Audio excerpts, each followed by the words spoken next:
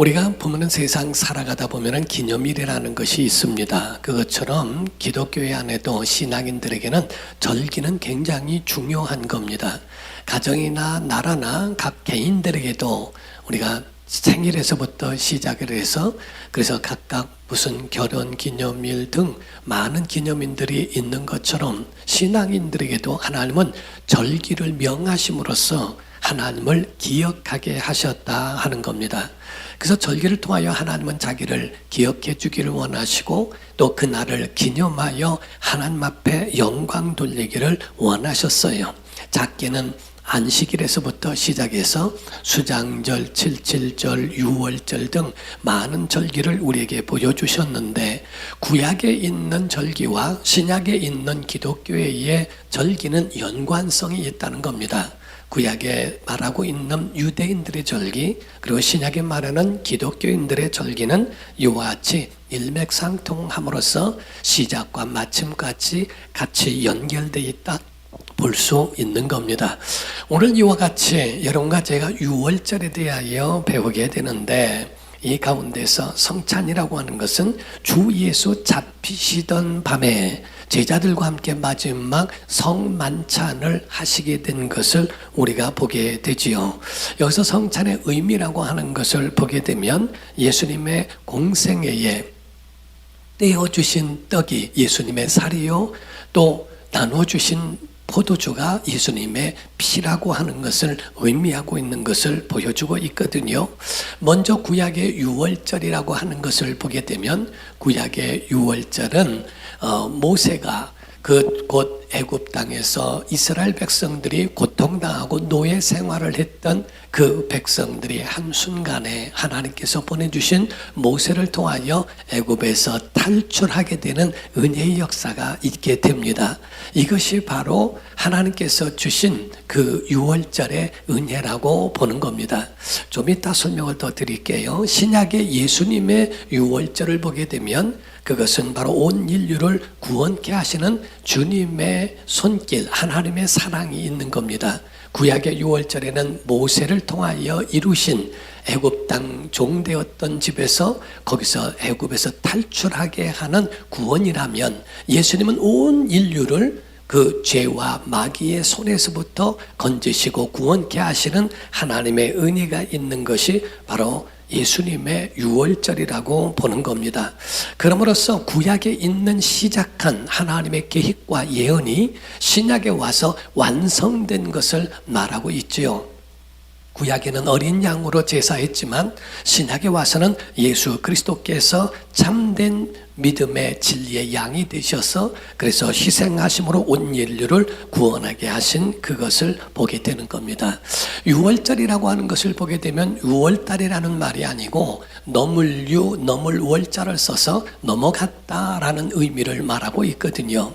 우리가 애굽에서 있었을 때 모세를 통하여 하나님이 그 애굽 땅에 10가지 재앙을 내리신 것을 성경을 통하여 보게 됩니다. 3가지는 물신과의 신들의 전쟁이고 3가지는 들신과 3가지는 공중신들과의 전쟁이었습니다. 애굽 땅에는 신들이 많이 있어서 그 신들을 숭상하고 있었던 애굽 사람들에게서 하나님은 모세를 통하여 하나님께서 그 애굽 땅의 신들을 치기 시작한 겁니다. 그래서 하나하나를 다 치시고 마지막 10번째는 애굽에서 신들의 신, 가장 큰 신이 바로였거든요. 그래서 그 바로를 치시는데 바로는 나머지 모든 일들을 처리하는 자니까 바로의 아들을 치심으로써 이 애굽 안에 있는 모든 신들의 전쟁을 종식하시기에 이르게 됩니다. 그때의 애굽 땅에는 이스라엘 백성들도 같이 살고 있었기 때문에 그들에게 대하여 비방과 그 비책으로서 주신 것이 어린 양을 잡아서 그래서 그 피를 문인방과 그 문설주에다가 바르라 라고 말씀하시면서 명령을 내리시죠. 그때 하나님의 천사가 모든 초태생 모든 처음 난 것은 사람부터 짐승까지 처음 난 것은 다 죽이실 때에 피를 보면 넘어가겠다라고 말씀을 하십니다. 그래서 패스오버라고 하는 말씀으로 넘어간다라는 의미에서 유월절이라고 보는 겁니다. 그래서 이스라엘 백성들은 그 말씀에 순종하여 문설주와 임방에 피를 발랐고 죽음의 천사는 그 피를 볼 때 넘어간 것을 말하고 있어요. 제가 지금까지 오면서 어떤 이단자들은 말하기를 유월절에 대한 설명을 말하기를 기존 교회에서 자기 집단으로 넘어오는 것을 유월절이라고 말하는 사람도 들어봤습니다. 그래서 교회 안에 와서 예배를 하면서도 유월절 얘기하면 올바르게 이야기를 하더라도 항상 머릿속에서는 자기 집단으로 넘어오는 것을 유월절이라고 그렇게 거기서 벗어나지 못하고 그 프레임에 거기 안에 갇혀 있는 사람들을 보게 됐거든요. 참 어리석은 사람들이라고 보는 겁니다. 그러나 이 유월절이라고 하는 것은 이와 같이 하나님의 모든 재앙과 하나님의 심판을 넘어서게 된 것을 유월절이라고 표현하고 있는데, 이 유월절에는 세 가지 의식을 행하게 됐습니다. 6월절에 세 가지 의식은 첫 번째로 양고기를 구워 먹게 하셨고, 두 번째로는 그 속에 있는 무교병이라고 하는 누룩 없는 떡을 먹게 하셨으며, 세 번째로는 쓴 나물을 먹도록 하셨는데 급히 먹으라고 표현을 하셨어요. 출애굽기 12장을 보게 되면 5절부터 11절입니다. 너희 어린 양은 흠없고 1년 된 수컷으로 하되 양이나 염소 중에서 취하고 이달 14날까지 간직하였다가 해질 때에 이스라엘 회중이 그 양을 잡고 그 피를 양을 먹을 집 좌우 문설주와 인방에 바르고 그 밤에 그 고기를 불에 구워 무교병과 쓴 나물과 아울러 먹되 날것으로나 물에 삶아서 먹지 말고 머리와 다리와 내장을 다 불에 구워 먹고 아침까지 남겨두지 말며 아침까지 남은 것은 곧 불사르라. 너희는 그것을 이렇게 먹을지니 허리에 띠를 띠고 발에 신을 신고 손에 지팡이를 잡고 급히 먹으라. 이것이 여호와의 유월절이니라 라고 말씀했죠. 이 절기 가운데는 모두가 다 의미가 들어있다는 겁니다. 그래서 그걸 기억하게 하기 위한 행위가 있고 그 행위를 행사로 진행하는 것을 오늘날 이르게 되더라 하는 거지요. 여기서 양을 잡더라 하는 말에 대해 보면은 양을 희생양으로 말합니다. 사람이 죽을 것을 양이 대신 죽는 거지요. 그래서 성경은 예수 그리스도께서 그 희생양이라고 말하고 있죠. 요한복음 1장 29절을 보면 이튿날 요한이 예수께서 자기에게 나오심을 보고 이르되 보라 세상 죄를 지고 가는 하나님의 어린 양이로다 이렇게 말을 합니다. 그래서 양에 대하여 죽음을 당하신 예수 그리스도를 구약에서는 이를 예표하여 어린 양을 실제로 잡게 되었다는 거죠. 그거를 삶아 먹지 말고 구워 먹으라. 이걸 굽게 되면은요 그 양의 뼈도 부들부들해지고 이래서 그게 묵같이 되기도 한답니다. 그래서 뼈를 꺾을 필요가 없이 뼈를 통째로 먹게 하셨는데 모두가 다 의미가 있는 거예요. 하나님의 말씀에 대해서는 우리가 뼈를 골라 먹는 게 아니라 하나님의 말씀은 그대로 다 수용하고 받아들여야 한다는 겁니다. 하나님의 말씀을 어떤 사람들은 편식합니다. 그래서 하나님 말씀은 요거는 먹고 요거는 빼고 요거는 싫고 헌신은 싫고 그러나 축복은 좋고 하는 그런 쪽으로 골라내지 말라고 말씀하고 있는 거지요. 이와 같이 양을 잡아서 그거를 구워 먹되 급히 먹어야 한다라고 말씀을 했어요. 누룩 없는 떡, 무교병이라고 하는 것을 맞자라고 표현을 하는데 거기에 대해서 지금 급하니까 누룩을 찾아서 넣을 새가 없다. 그냥 먹어라. 그걸 먹되 허리띠를 띠고 발에 신을 신고 그리고 지팡이를 잡고 급히 먹어라 라고 말씀합니다. 왜? 애굽에서 빨리 탈출해 나가야 되니까. 곧 이 의미는 우리가 깨달았거들랑 하나님의 은혜를 알고 하나님의 계획을 알았거들랑 죄에서 속히 떠나되 지체하지 마라 라는 말입니다. 급히 떠나라. 죄에서 떠날 때는 머뭇거리지 말고 망설이지 말고 지체하지 마라. 급히 그 지역을 떠나야 된다는 것을 의미하고 있는 겁니다.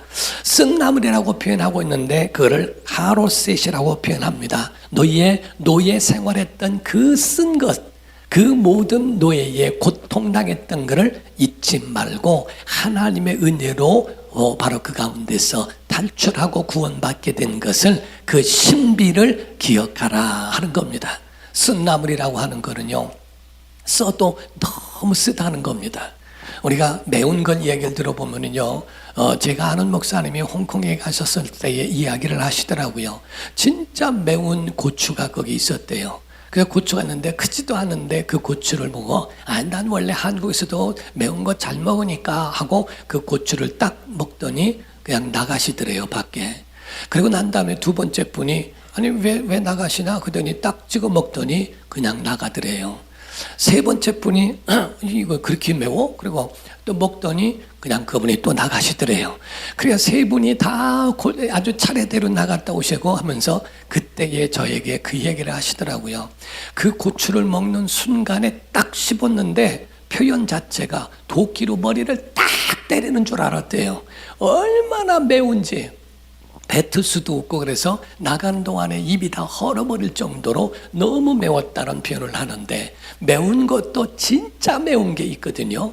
그것처럼 쓴 나물을 우리 한국에서 말하는 쓴바귀와 고들빼기 같은 그런 것 정도가 아니라 진짜 쓴 거를 먹는데요, 그거를 먹게 하신 이유가 다른 게 아니라 너 다시 이곳으로 돌아오지 마라. 내가 하나님의 은혜로 구원을 받았는데 다시 애굽으로 돌아오는 쓴 노예 생활로 돌이키지 말라고 하는 것을 기억하게 하려 하심이라는 겁니다. 성지순례를 가게 되면 미드바셈이라고 하는 곳을 가게 됩니다. 거기는 유대인을 학살했던 히틀러의 그 학살로 죽임을 당한 사람들을 모아놓은 하나의 이 기념관과 같은 곳인데, 거기 안에는 어린아이들의 죽은 그 모습들과 사진들과 촛불 하나하나마다 다 어두움으로 다 있는 거에 영상으로 돼 있어요. 그거를 보는데 너무너무 마음이 아프고 가슴이 아프더라고요. 근데 거기에 써 있는 글이 뭔지 아십니까? 용서는 하되 잊지는 마라. 용서는 하지만 잊지는 말아라. 오늘날 많은 마음에 정말 우리들이 깊이 생각할 말들이라 하는 거죠. 용서는 하고 모든 사람들을 다 수용하고 그들을 맞아줄 수 있지만 잊지는 말아야 한다라고 하는, 쓴 나물을 먹으면서 너 애굽 생활에서 있던 이것을 다시 잊지 말고 다시 이곳으로 돌이키지 말아라. 잠언서와 베드로서에 보면은 개가 토한 것을 도로 먹는 더러운 것에 대하여 우리에게 구원받은 자가 세상으로 다시 돌아간 것을 그렇게 표현하고 있다는 사실입니다. 사랑하는 성도 여러분, 오늘 여러분이 정말 재미난 말씀도 여러분이 듣게 될 겁니다.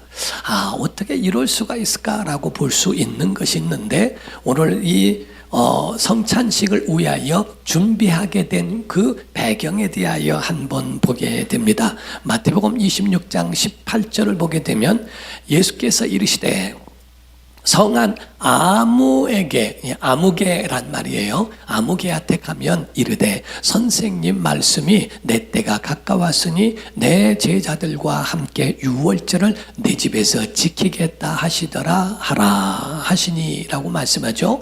아무개, 우리가 호남으로 가게 되면 거시기라고 하는 말이 있죠. 어디 가면 거시기를 만나는데 그 사람 만나서 이렇게 해봐라고 하는 말처럼 이름을 거명하지 않은 그냥 일개의 어떤 보통 사람인 그 아무개에게 말씀하신 말씀이었습니다. 그런데 그 사람에게 유월절 지킨다 그러니까 그러라고 그 집에서 성찬을 나누게 되는데, 이것이 바로 메시아의 마지막 유월절일 줄이야 라고 생각하는 겁니다.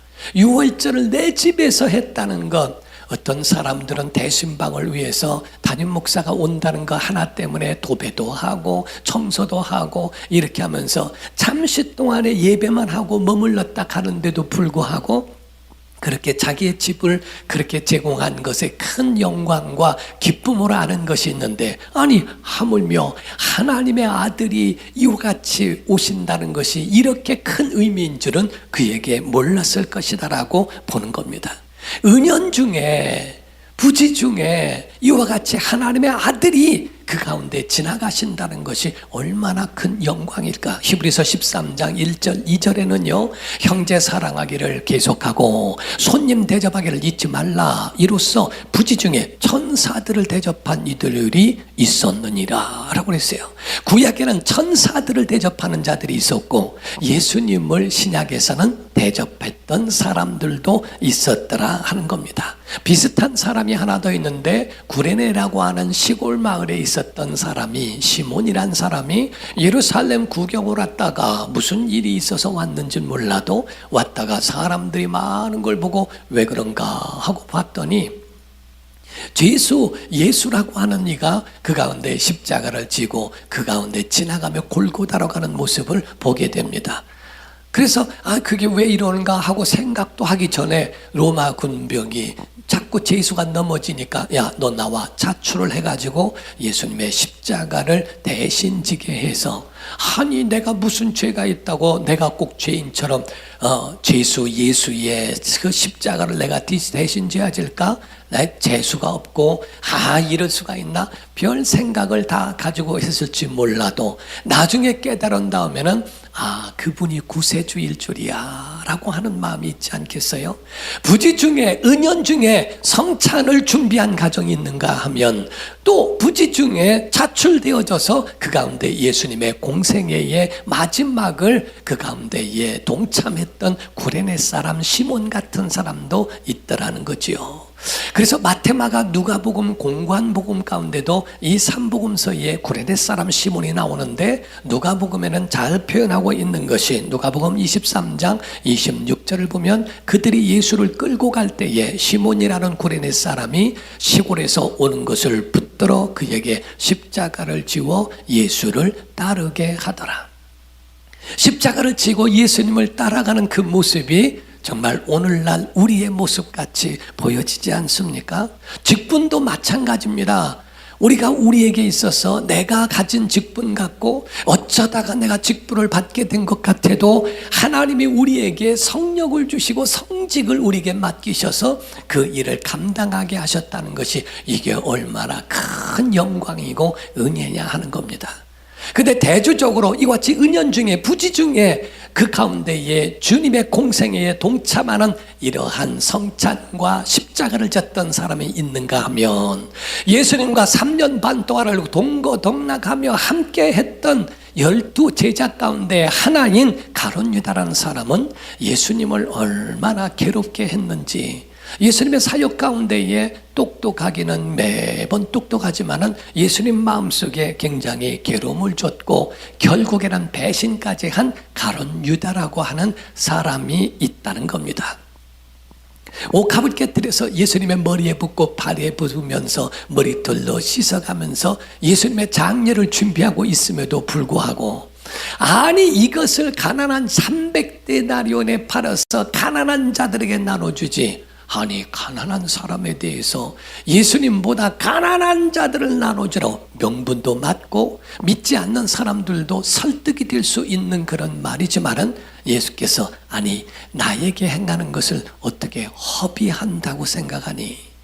이 영이는 나의 장례를 준비하는 거야. 가난한 자들은 너희와 항상 있어. 과거에도 있었고 지금도 있고 평생 지구가 끝날 때까지 가난한 사람은 있는 거야. 그러나 구원이라고 하는 것은 나는 한 번 왔다가 가는, 이때 구원이 이루어지지 않으면 안 되거든.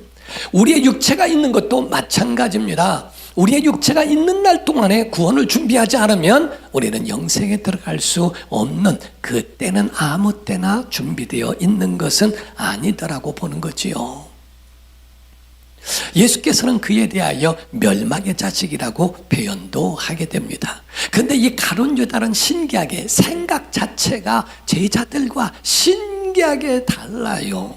우리 성경을 보게 되면 마태복음 26장 17절을 보면요, 무교절의 첫날에 제자들이 예수께 나와서 이르되 유월절 음식 잡수실 것을 우리가, 여기서 보면은 이 소이라고 하는 말을 해석은 안 했습니다. 여기 보면 음식 잡수실 것을 주님 당신을 위하여 우리가 어디서 준비하기를 원하시나이까? 소이란 말은 당신을 위하여란 말이에요.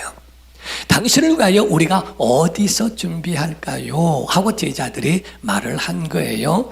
그런데 이 가운데에 15절에 보면은 가룟 유다에 대해서 말하는데, 가룟 유다가 제사장들에게 말합니다. 내가 예수를 너희에게 넘겨주리니.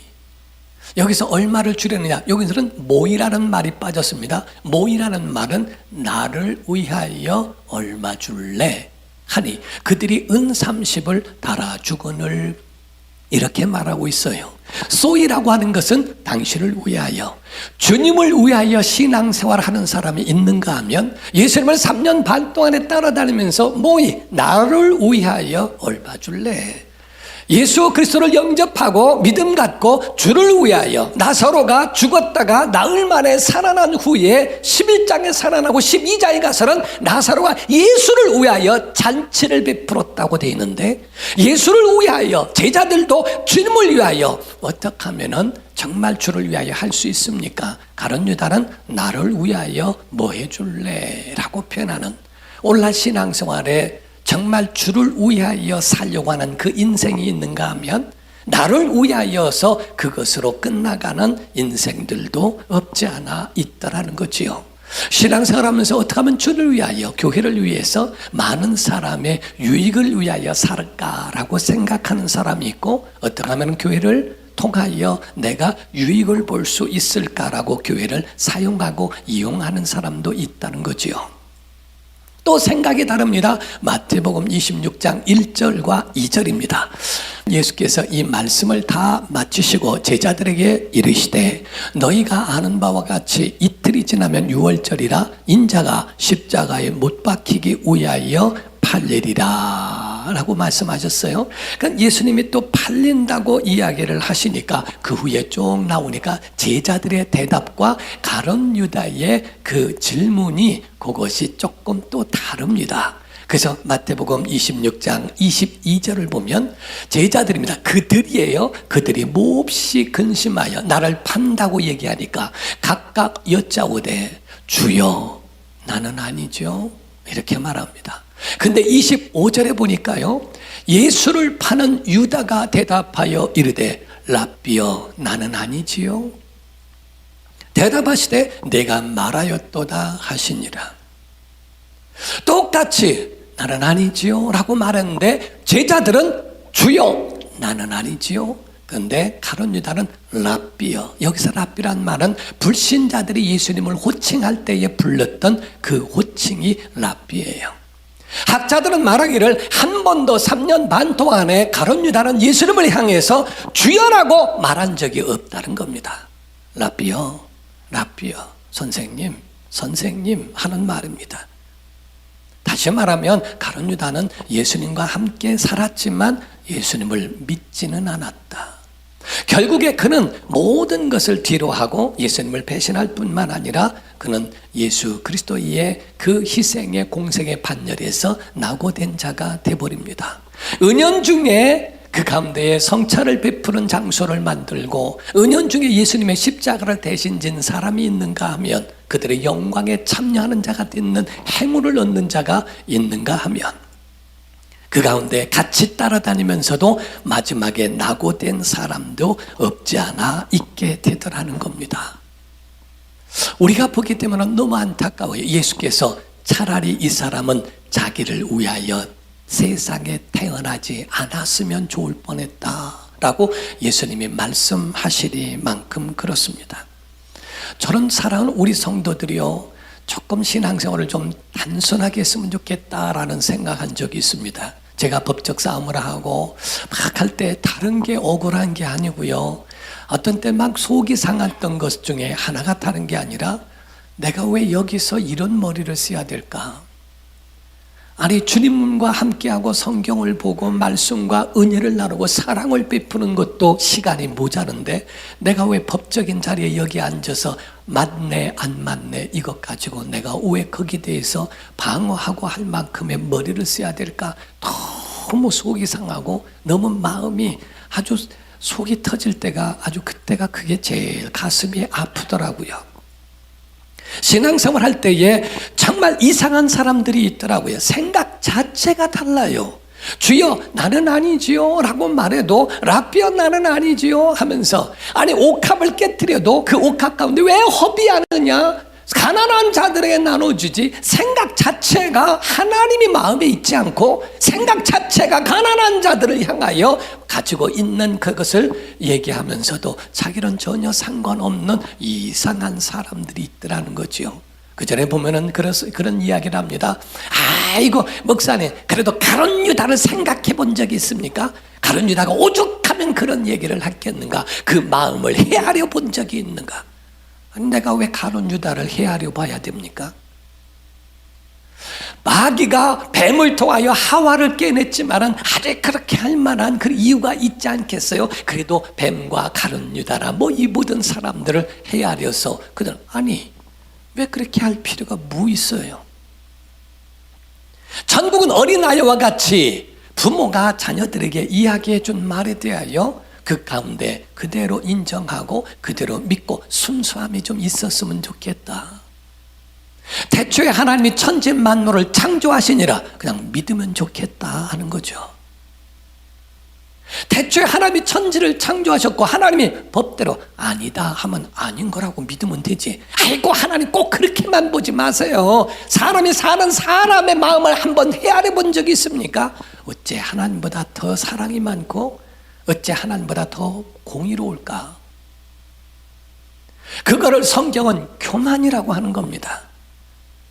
하나님이 죄라고 하는 것을 그들을 죄라고 여기지 아니하고 그에 대해서 이거는 그래도 그 사람들을 생각함으로, 하나님보다 더 사랑이 많습니까? 하나님보다 더 공의로운 사람이 세상에 있을까요?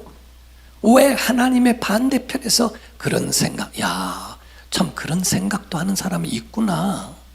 똑같은 사건을 가지고도 다르구나.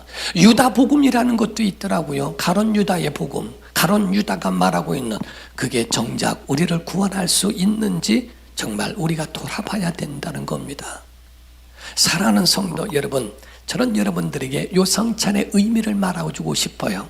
마태복음 오늘 본문 말씀입니다. 마태복음 26장 26절부터 28절이에요. 그들이 먹을 때에 예수께서 떡을 가지사 축복하시고 떼어 제자들에게 주시며 이르시되 받아서 먹으라, 이것은 내 몸이니라 하시고, 또 잔을 가지사 감사기도 하시고 그들에게 주시며 이르시되 너희가 다 이것을 마시라, 이것은 죄사함을 얻게 하려고 많은 사람을 위하여 흘리는 바 나의 피 곧 언약의 피니라 라고 말씀하셨어요. 아주 공생애의 결정적인 것은 우리에게 먹게 하시고 마시게 하신 겁니다. 성찬의 의미라는 것은 예수께서 이건 내 몸이야, 내 흘린 피야, 먹어 마셔, 생명 있어, 너 이거 먹으면 구원받아 라고 하는 그것을 말씀하는데, 오늘 이 말씀에 대하여 네 가지의 표현이 나옵니다. 그래서 어떤 학자는 말하기를 첫 번째가 테이크라고 해서 취했다라는 겁니다. 빵을 취하시고 빵을 그를 취하신 다음에 두 번째 감사기도 축복하시고, 그리고 축복하시고 그거를 찢어 깨트려 그거를 제자들에게 나누신 겁니다. 취하셨다, 테이크. 그 다음에 그것에 브레스라고 하는 축복과 브레이크라고 하는 깨진, 그거를 자른 것과 그리고 기브라고 하는 나눠주는, 주는 것을 말하고, 이 네 가지 행동이 주님에게로부터 나온, 이게 우리의 복음이라는 거예요. 주님도 자기 자신이 하나님께 보내심을 받아 하나님의 사람으로 말씀이 육신이 되어 오셨고 하나님의 기름 부음을 받고 자기 몸을 깨뜨려 그리고 많은 사람들에게 그 몸을 그리고 그 피를 주심으로 구원을 베푸신 것처럼, 성찬으로 내가 그 살을 먹고 그 피를 받아 마셨니? 그렇다면 너도 짝에서 그를 잘라서 구별해서 하나님 앞에 와 모든 사람들에게 유익을 주고 생명을 줄 수 있는 자로 여겨져더라. 너의 삶을 그렇게 살아라고 하는 겁니다. 주는 인생이라는 거죠. 사도행전 20장 35절을 보면은요, 범사에 여러분에게 모범을 보여준 바와 같이 수고하여 약한 사람들을 돕고 또 주 예수께서 친히 말씀하신 바 주는 것이 받는 것보다 복이 있다 하심을 기억하여야 할지니라. 예수님 친히 말씀하여 주는 자가 복이 있다라고 예수님 말씀하시는 것처럼 주님의 말씀을 우리가 듣고 어떤 인생이 되어야 될까? 예수의 생명을 내가 먼저 먹어라, 마셔라, 그리고 나눠라, 줘라. 그에게 나눌 수 있는 이것을 말하는 겁니다. 1982년도 페루 리마라고 하는 곳에 고문서가 발견되었는데 성찬의 의미의 5가지를 이야기하고 있습니다. 첫 번째, 네가 성찬하는 자리가 있다면 그 자리가 감사의 자리가 되게 하라. 아멘. 감사의 자리가 되도록 하라. 두 번째, 예수 그리스도의 죽음을 기념하는 자리가 되게 하라. 세 번째가 성령의 임재하심이 있는 자리가 되게 하라. 네 번째로는 성도의 교제, 거룩한 교제가 있게 하라. 내가 용서받았으니 용서할 줄 알고, 내가 받아 은혜로 내가 구원받았으니 그 은혜를 나눌 줄 알고 천국까지 이룰 수 있는 그러한 자리가 되게 하라. 마지막에 예수 그리스도의 은혜의 식탁이 되게 하라라고 말씀을 합니다. 사랑하는 성도 여러분, 여러분과 저는요, 주님이 취하시고 축복하시고 자르고 깨뜨려 나누신 것처럼 우리에게도 예수의 생명을 우리에게 취하게 하셨으니 자격 없는 자가 복을 받았으니 거룩하게 구별할 줄 알고, 그리고 많은 사람들에게 이 생명을 나눠줄 수 있는 믿음의 사람으로 살아가는 유월절 성찬의 의미로 여러분이 정말 깨달아 알고 그대로 살아가는 여러분과 제가 되기를 예수 이름으로 축원합니다. 기도하겠습니다. 살아계신 아버지 하나님, 우리에게 주신 은혜를 기뻐하고 감사하게도